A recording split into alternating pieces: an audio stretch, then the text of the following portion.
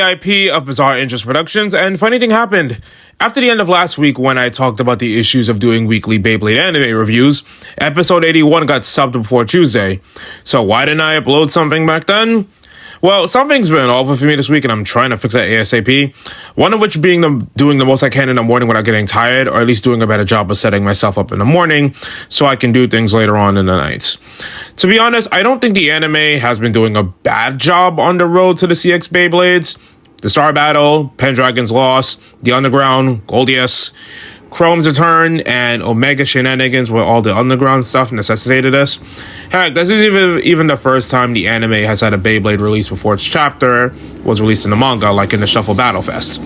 I didn't talk about it because I was split on them releasing early, alongside the fact that I'm still trying to figure out how my channel's operating. For example, Hell's Hammer was a big deal because it first debuted against Team Dreams, but Pakun managed to copy it, made it a big deal since he sold the blueprints.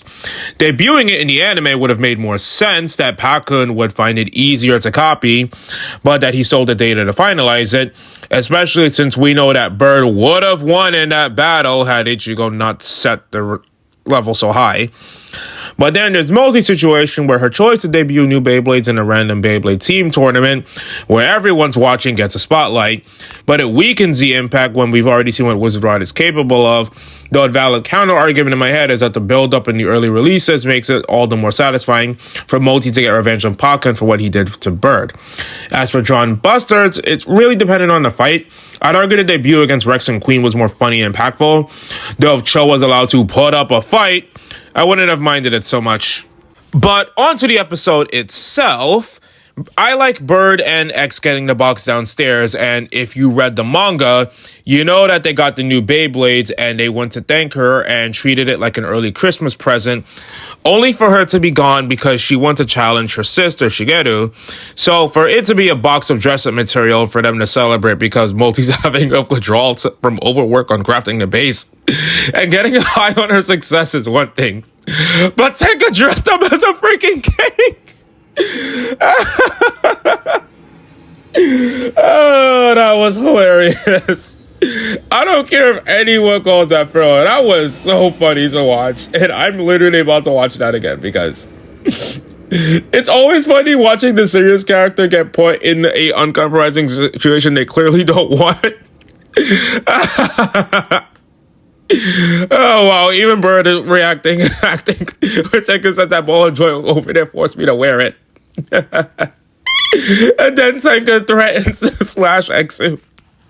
Oh, it's too good, it's too good, it's too good. But that's when the changes to the manga are addressed and we're getting a rematch between Persona and Phalanx, which I thought was interesting because while it's her second battle, Persona's rise to fame started with them.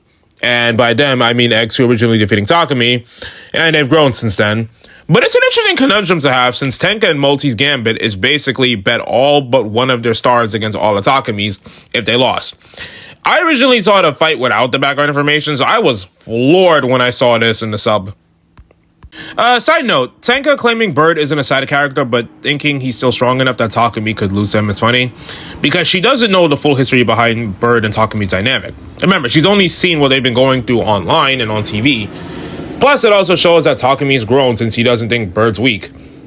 Though I'd argue he probably started feeling that Bird wasn't weak around...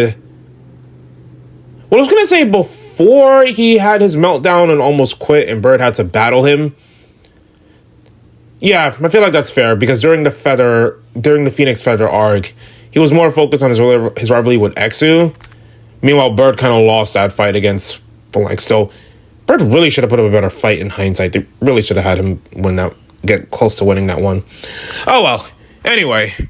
But then the shock on my face when Takumi decided to bet all 15 of his stars to face Common was quite the reaction, though it wouldn't surprise me one bit Common X would be okay with this. Though given what happened last episode, I thought Bariki and Genmi would have been a bit more concerned, but it does show how far they've grown in handling their teamwork, especially since back in episode 1, Takumi would break their base for what happened, but I didn't talk about it last episode review, but he didn't do it. He hasn't done it since. So it's glad that they all trust each other a lot more and are okay with what happens, because if one of them falls, all of them falls. But we'll talk about the fallout for what happens later. And they even give Bird his moment to be a leader, since Exu doesn't always show restraint unless it's something that's very personal to him. So I'm glad they still show that Exu respects Bird that much. As for the fight, my only expectations were that Dran Brave were giving a debut to show off its abilities, but also not treat Takumi like a pushover. Considering Persona said that they targeted Takumi because his growth would serve as an entry point to see how far they've come, I would say for the preamble, they did their job. But as for the fight itself, Stone Mont Blanc is able to start defending itself halfway through, and even manages to knock back Dran Brave with Stone Buckler, which is all I needed, since before that, he was treated as the wall that he needed to climb, which is why they had so much build-up talking about him. But as usual, Exu uses an extreme dash, and that's all she wrote. So I'm so glad the crowd gave him his flowers and that Exu sees him as a friend. They even kept the gag of Team Phalanx trying to avoid Mountain Ramen, though. I really want them to see their old boss and smile in his face now that he can't take control of them. Plus, we get the usual wrap-up. In terms of a debut, I would compare to the manga, Dran Brave's first fight, when we didn't even get the full fight in the manga, and at the time, everyone assumed Kurasu lost that one. And we didn't see a proper battle with it until the Misleaders event. So I will give props for them actually having a fight this time in comparison. The second battle in the manga against Ryu was better in seeing what Brave is capable of, but I think a debut should show off a win or a close victory. I'd say the anime did a better job there. As for Takumi, I'm still mixed on him getting all this build-up for him to get eliminated so early. But out of the 9 teams, his is the weakest by virtue of 2 of their members not having their own Beyblades in the anime, even though they have unique ones in the manga, but neither medium wanted to focus on for some reason. So I get the choice. Plus, the episode uses that growth as a reason for why they're fighting, and it's not like Takumi's going to be completely gone from the story. So you know what? I'll take it as a solid win. And it's nice to get a translated understanding of how Dran Brave works, at least since we didn't get all the details translated as of the making of this video. The upper and lower parts of the Beyblade causing a repelling and ricochet force is pretty damn cool. And like I said before, the better Exu battles are the ones where he has to put an effort or do something unique in order to win. As for today's episode with Multi and Shigeru that you guys are going to see about 2 hours after I'm done recording this, I think now that Persona has 26 stars, we need to figure out how many stars Pendragon has in the anime, because in the manga, Shigeru wants him to bet stars on each of the battles, and Persona only battled Goldius, so we don't know how much they have, and Shigeru was going to make her join Pendragon if she lost, until Tenka came clutch with 10 extra stars. Considering the episode talked about how the top teams have around 40 stars and Shigeru was willing to wager 10 stars, it's safe to start assuming Pendragon has about 20 to 40 stars. So if I had to guess, I would assume Shigeru is going to bet at least 20 stars. So I want to see how that plays out first to make any assumptions. In the comments below, I want you guys to tell me how many stars you think Pendragon has. Or if the episode drops, if you're going to leave a spoiler, at least just let me know how many stars that she has, since, you know, nobody's going to watch. I always say I prefer Multi celebrating with the whole group, including Tenka. Like, celebrating the debut of Persona CX Blades and putting Multi versus Shigeru out is going to be more fun and unique, especially since you have time to separate those, because giving each one its own episode allows each Beyblade to stand on its own merits. It is also nice to see both Mega Oka and the twins. What do I always blank on their names? You know, what's his name? Why am I blanking on his name again? Oh my god, don't tell me I forgot King's name. Oh my god, I forgot King's name.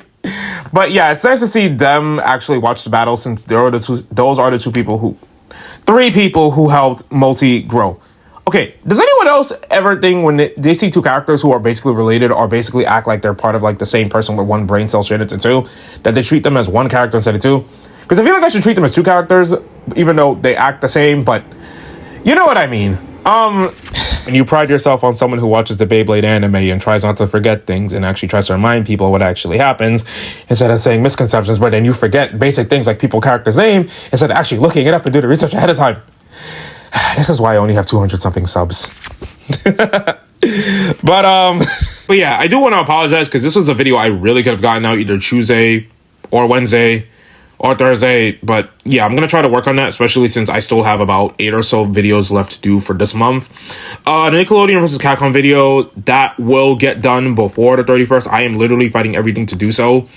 And yeah, I will talk about more Beyblade content in the future. I want to do more in June.